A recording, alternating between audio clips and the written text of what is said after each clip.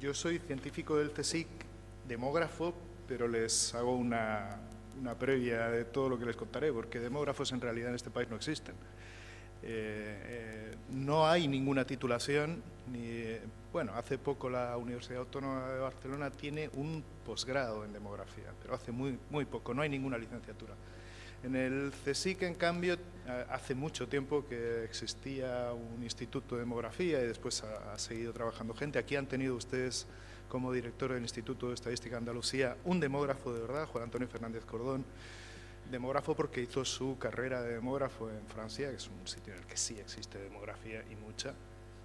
Les digo todo esto porque de lo que les voy a hablar va a ser de envejecimiento de la población y de previsiones, pero después de darle muchas vueltas he decidido que voy además a reivindicar un poco esto de la demografía y les voy a presentar algo que no es lo habitual. Lo habitual es que se hable del envejecimiento en términos de cambio de la pirámide de edades y las previsiones sean previsiones resultadas de las proyecciones, ahora les aclaro la diferencia, con distintos escenarios. Generalmente se coge un escenario medio y lo que se lanza y se difunde son las cifras de cuántos va a haber en cada grupo de edad o en el total de la población, en cada momento proyectado y punto. Y ya vendrán los demás a interpretar eso. Vendrán sociólogos o antropólogos o politólogos o quien sea. Mi intención es utilizar otra herramienta de la demografía tan importante o más como la del análisis de las estructuras, que al fin y al cabo eso es lo que se hace cuando se analizan las pirámides de población, que es el análisis de los ciclos de vida, el análisis generacional. Porque al fin y al cabo el envejecimiento de las personas es generacional, es algo que ocurre a lo largo de la vida. Lo otro, lo del envejecimiento de la pirámide, es solo una mala metáfora. Las poblaciones no envejecen, esto ya se lo avanzo.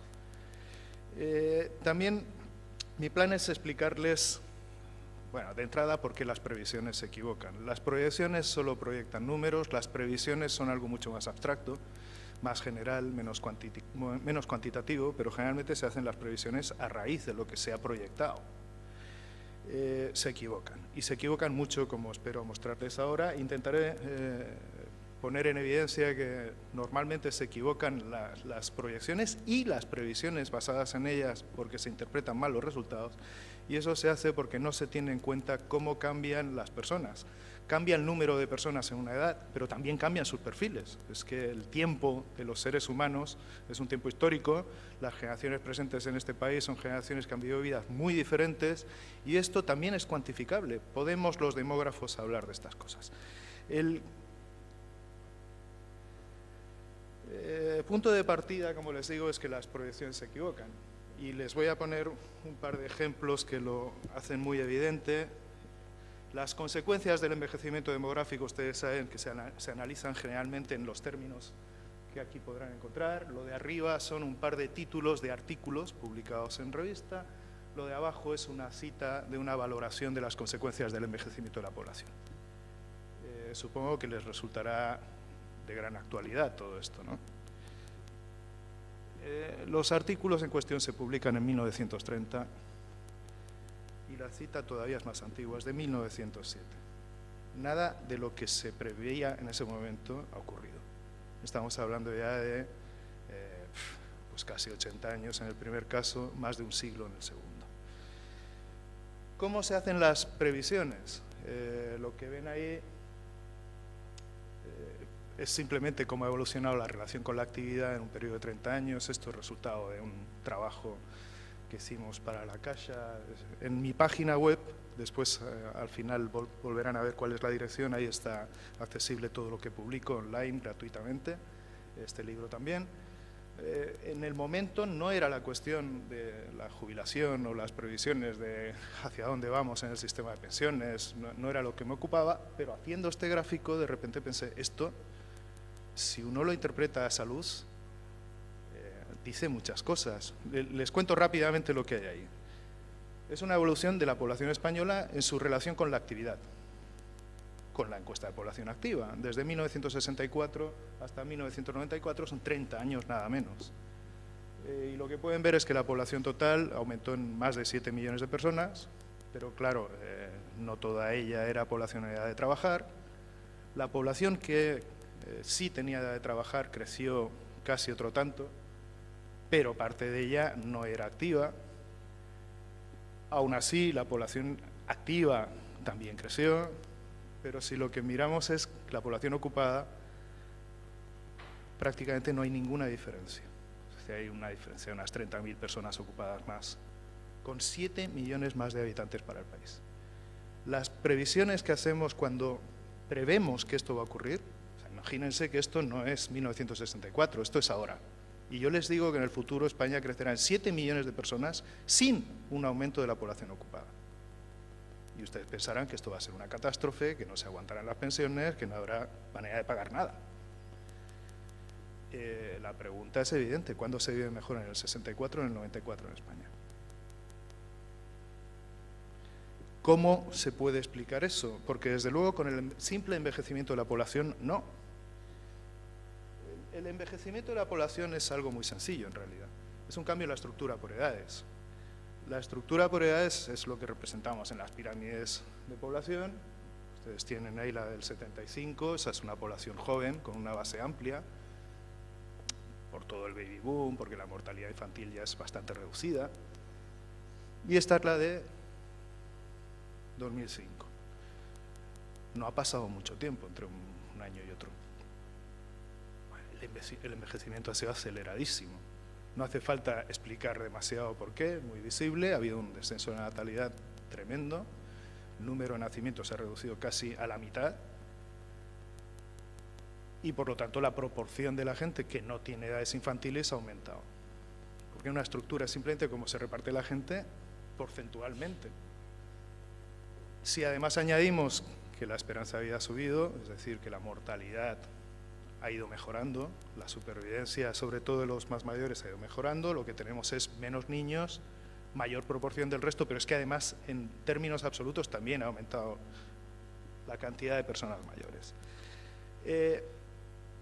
Si la previsión, las proyecciones de población las hacemos a partir de lo que pensamos que va a seguir mejorando la supervivencia, nos equivocamos siempre. Hay incluso quien ha hecho el análisis a posteriori, por ejemplo, Sigem Icono es un investigador del Population Council en Estados Unidos que se ha dedicado a comprobar si acertaban y si no, en qué se equivocaban las proyecciones de Naciones Unidas, que se vienen haciendo desde prácticamente acabada la Segunda Guerra Mundial. Bueno, y siempre se equivocan. Y siempre se equivocan porque nunca contemplan la posibilidad de que la mortalidad en edades avanzadas mejore tanto como mejora después en realidad. Y este es un error que se repite. La primera vez es comprensible, la segunda no tanto, pero cuando ya se han hecho muchas proyecciones y se sigue fallando en el mismo asunto, es que algo no funciona bien en nuestras maneras de entender las cosas. Bueno, lo que tienen ahí es cómo ha evolucionado la esperanza de vida real en España y cuáles eran los supuestos que hacía el Instituto Nacional de Estadística sobre cómo iba a mejorar llegados a un determinado punto en el futuro. La trama de color amarillo son las proyecciones hechas en el 81, la marrón en el 87 y finalmente tienen las del 2001 que ya han quedado desbordadas también.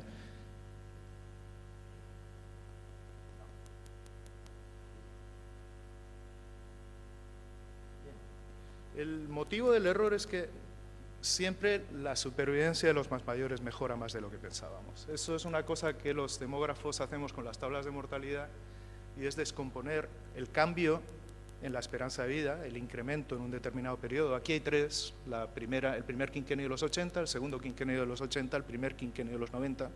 Bueno, en esos quinquenios la esperanza de vida varió y hay edades que contribuyeron más que otras a esa variación. Cada uno de los colores corresponde a esas edades. Inicialmente los más jóvenes contribuían mucho a la mejora de la esperanza de vida porque la mortalidad infantil era muy alta. Incluso en los años 80 la mortalidad en el primer año de vida es alta. En el pasado era tremenda. Venimos de un pasado en la historia de la humanidad, toda la humanidad, España y el resto del mundo, en que lo habitual era una mortalidad del 200 por 1000.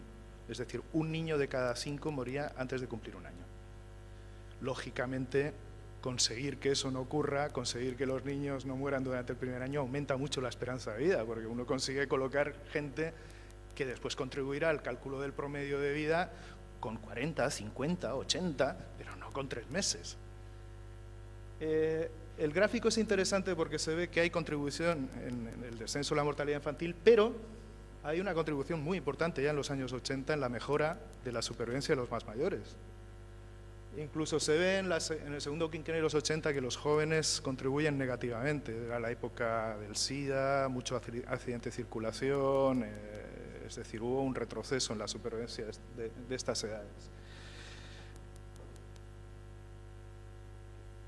Tenemos sorpresas incluso como esta. Eso que ven ahí es la edad a la que se ha muerto la persona más longeva en Suecia desde que existen registros de defunciones. Lógicamente es una evolución en sierra, porque eso varía mucho de un año en otro, pero si uno ve cuál es la evolución general, puede comprobarse que la edad del difunto de cada año con más edad es creciente, y no solo es creciente, sino que a partir de los años 70, 80, el incremento se acelera. Bueno,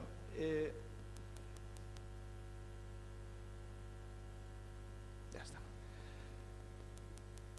Lo que les estoy diciendo es que si no conseguimos hacer previsiones es porque simplemente pensamos en edades dentro de la pirámide sin atender a la significación de las edades. En demografía tenemos otra manera de estudiar las edades. Uno puede hacer tablas por edad de momento, de un determinado año, que es lo que uno tiene con un censo de población, por ejemplo, pero también puede, es mucho más laborioso, puede reconstruir qué pasa en cada una de las edades de las mismas personas, siguiendo una generación a lo largo del tiempo, que es un poco lo que aquí tienen puesto en un diagrama cartesiano. Abajo están los momentos históricos y en vertical lo que tienen son las edades. Si ustedes siguen a los nacidos en un determinado decenio a lo largo del tiempo, por las sucesivas edades tienen una diagonal. Y uno puede ir estudiando la vida de la gente a medida que se va extendiendo, a medida que se van casando, a medida que van empezando a trabajar. Como digo, no es sencillo, pero con los medios actuales y con las estadísticas actuales esto es factible. Hace 50 años esto solo era una posibilidad teórica del análisis demográfico, hoy es real. Y si uno utiliza esta óptica, lo que descubre es que lo que está cambiando no es la pirámide por edades, lo que está cambiando es todo el sistema reproductivo de las poblaciones humanas. No me voy a extender mucho en eso, pero en la página web también encontrarán algo más de información sobre ese tema. Nos han aprobado recientemente un I+D+I para profundizar en esta idea. La idea es simplemente que los sistemas poblacionales no son solo stocks de individuos, son sistemas.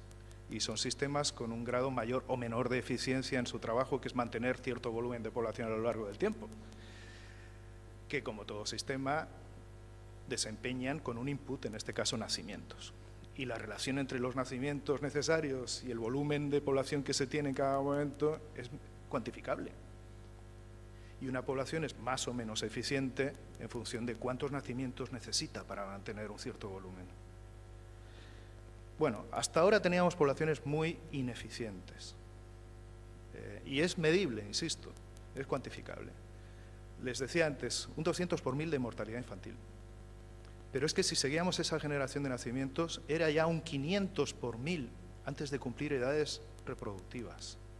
O sea, antes de los 15 años, lo normal, antes del siglo XX en España, no hace falta irse tan lejos, lo normal era que se hubiesen muerto más de la mitad de los nacidos.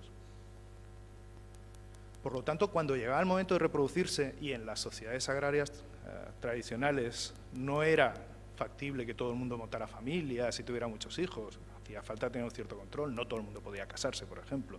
La edad al matrimonio era bastante tardía.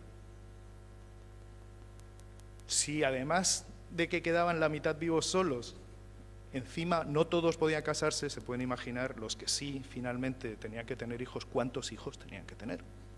Estamos hablando de poblaciones. La española en 1900 tenía una fecundidad de más de 4 hijos por mujer. El promedio Tengan ustedes en cuenta que en esos años las mujeres que no tenían ningún hijo eran muchas, eran una proporción elevada. Es decir, si solo contamos las que tenían hijas, ¿cuántos hijos tenían de promedio? Esto en 1900, si nos vamos un poco más atrás, podemos encontrar fecundidades de 6, 7 hijos, que puede parecer una fecundidad elevadísima, pero con un crecimiento poblacional prácticamente nulo. Y, por supuesto, un volumen en la población española bastante escaso, mucho menor que el actual. Insisto, eso es un sistema poco eficiente, porque quema mucho de su input, mucha de su gasolina, del combustible, sin aprovecharlo para generar el trabajo que el sistema debería hacer.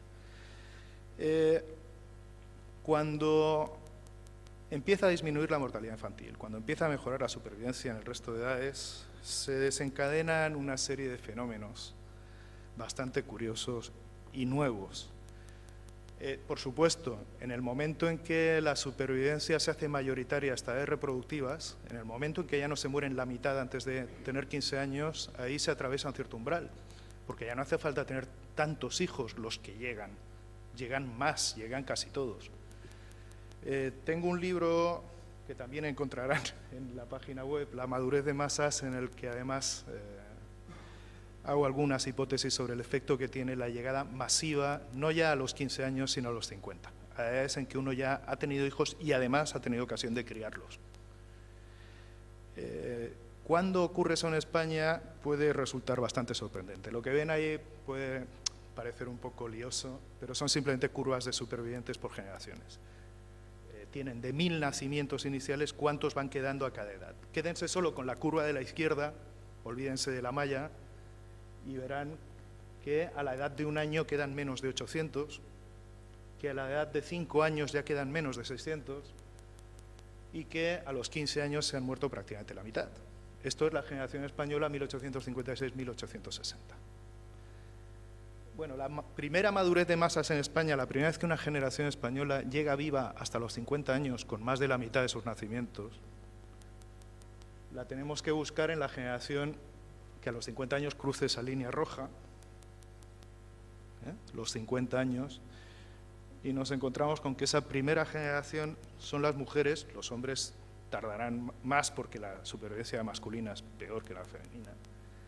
Son las generaciones 1901-1905, es decir, cumplen 50 años en la segunda mitad del siglo XX. La primera vez que en España una generación no ha perdido la mitad de sus efectivos a los 50 años es en la segunda mitad del siglo XX. Comparen ustedes con otros países. La generación sueca que llega a la madurez de masas por primera vez nació en 1818. Es decir, en 1868 estaban haciendo 50 años. ¿Por qué les cuento esto? Pues porque la supervivencia, en mi opinión, es el desencadenante de todos estos cambios en los que estamos inmersos ahora y que afectan el envejecimiento de las personas, no de las pirámides poblacionales. Un ejemplo de lo que se puede hacer analizando generaciones. Lo que tienen ahí es a qué edad se ha quedado huérfano de padre un español nacido en las generaciones 1901-1905, etc. Y como podrán ver, pues por ejemplo, a los 10-15 años acumulados casi el 15% ya era huérfano. Y si seguimos acumulando, como verán, a los 50 años prácticamente el 75% ha perdido a sus padres. Y la evolución histórica es muy clara. En la última generación, la 56-60, que podemos reproducir hasta la edad de 30 años, siguen teniendo vivos a sus padres más del 80%. Otros ejemplos de esto... No. Voy a intentar abreviar. Lo que tienen ahí es otro indicador indirecto de cómo puede afectar la supervivencia de los demás a una generación. Es a qué edad empiezan las mujeres que han sido amas de casa principalmente, se han dedicado principalmente a las labores del hogar, a qué edad empiezan a esa dedicación. Y en las generaciones más antiguas, la primera es la de puntos, verán ustedes que hay dos modas. Lo más frecuente es que se empiece a los 10-14 años o a los 20-25. La evolución histórica posterior es de reducción del pico de los 10-14 y de aumento hasta que resulta abrumadoramente mayoritario el inicio a las tareas domésticas de las mujeres, que se han dedicado alguna vez principalmente a eso, en los 20-24. Bueno, esto lo único que quiere decir es que el trabajo doméstico de estas mujeres ha empezado a producirse en su propio hogar, no en el de los padres. Este tipo de cambios tienen que ver con la eficiencia reproductiva. Si los padres no se mueren, si están vivos durante la infancia de sus hijos, los hijos no tienen por qué hacer trabajos de adultos, no tienen por qué empezar, como empezaron los españoles de principios de siglo, a trabajar con una edad media de 13, 14 años. Si la supervivencia de los padres está garantizada, no hace falta que los padrinos sean figuras más que decorativas. O no hacen falta cosas como el sororato de la tía Tula, es decir, casarse si eres la hermana de una mujer que falleció y estaba casada con niños, pues casarte con el cuñado porque alguien tiene que cuidar los niños. Todos estos son mecanismos de previsión de la muerte que hasta hace poco tenían un protagonismo evidente en este país. El aumento de la supervivencia implica repercusiones de las mejoras en una generación en su descendencia. Eso que ven ahí es qué proporción de cada generación no fue a la escuela. Y en las mujeres de la generación de 1901-1905 se acerca al 40%. Y más abajo, en otro color, en el lila, tienen los que ni siquiera aprendieron a leer o escribir, porque en esa época a algunos se les enseñaba en casa. De nuevo, el cambio generacional es tremendo. Un mayor nivel de instrucción, una mayor escolarización en una generación, con una mayor supervivencia, con menores obligaciones en el hogar de procedencia, permite a las personas después, cuando a su vez son progenitores, ser progenitores en mejores condiciones de lo que tuvieron sus padres, lo cual a su vez se encadena con mejores condiciones para esa descendencia, etc. Bueno, ahí tienen años de dedicación a los estudios, otros cambios generacionales. ¿Cuál fue el sector económico de inserción laboral de las generaciones? Y como verán en España, el verde, que es el sector primario, ha sido el sector mayoritario de inserción laboral hasta no hace nada, hasta las generaciones 36-40. A partir de esas empieza a ser el secundario, pero muy brevemente. Este es un país de cambios rapidísimos y ya en las generaciones 51-55 el sector de inserción mayoritario pasa a ser el terciario. Todo eso son cambios asociados a la mayor eficiencia del sistema reproductivo, aunque esto pueda resultar un poco esotérico. Bueno, en definitiva, si hemos podido mantener un nivel de vida, incluso mejorarlo, mejorar el nivel de pensiones, mejorar la cantidad de recursos de los que disponemos en un mundo en el que crecemos, pero no hay mucha más ocupación de la que había antes, es porque hemos mejorado la productividad. La revolución reproductiva es una mejora de la productividad también, es una mejora de la productividad en la fabricación de seres humanos. Con menos input, con menos niños, estamos consiguiendo los mismos efectos. Cada niño que viene hoy en día en España al mundo, en términos de años de vida, de permanencia aquí, equivale a 3 de los que nacían en 1900. Eso provoca envejecimiento demográfico. No hace falta tener tantos niños como se tenían antes, por lo tanto la pirámide cambia. Pero sería muy parcial no ver que también cambia lo que significa cada edad. Está cambiando lo que significa ser niño, hoy se es joven hasta edades tremendas. Hace muy poco una persona de 50 años podía ser la mayor de su familia. Hoy en día una persona de 50 años puede tener a sus padres vivos tranquilamente. Y cambia mucho la cosa, realmente. Cambian cosas, aquí no se ven, no sé por qué, voy acabando. Cambian cosas incluso como nuestro propio físico. Esto es resultado de una investigación con las encuestas nacionales de salud, en las que hemos estado calculando indicadores por generaciones, y había uno muy elemental, que era la estatura, que no podíamos dejar de explotar, con hallazgos interesantes, pero simplemente les diré que los que ahora tienen 20 años, cuando se hagan mayores, van a elevar la estatura de los mayores de este país en más de 10 centímetros. La diferencia entre los de 20 y los de 60 ahora en España es de más de 10 centímetros de estatura. Y eso es un factor muy previsible, porque es estático. A los 20 años se ha consolidado ya la estatura media. sea que hasta eso podemos predecir si lo que utilizamos es una óptica generacional. Voy acabando.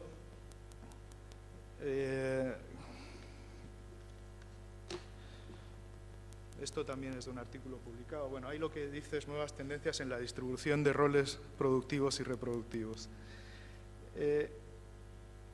Solo a título de provocación, ustedes saben que en la historia de la humanidad los roles de género se han distribuido en función a la primacía de ciertos tipos de trabajos.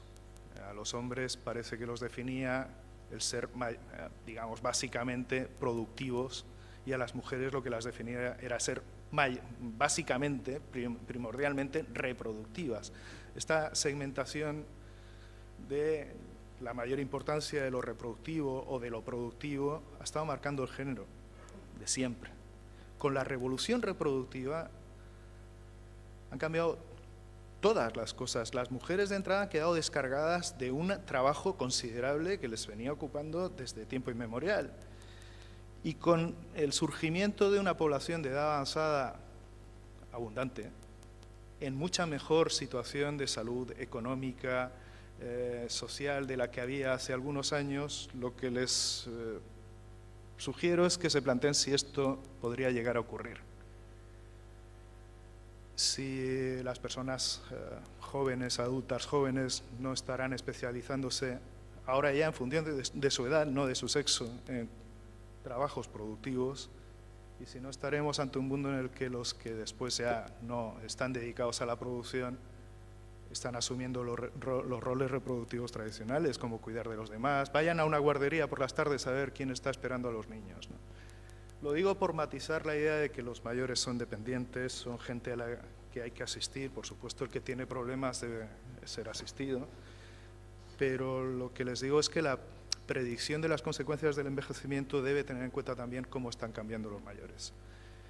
Y si hay una edad revolucionaria en estos momentos en la población española y en la población de todos los países desarrollados, es la edad que pasa de los 60. Es gente que está cambiando muchas cosas.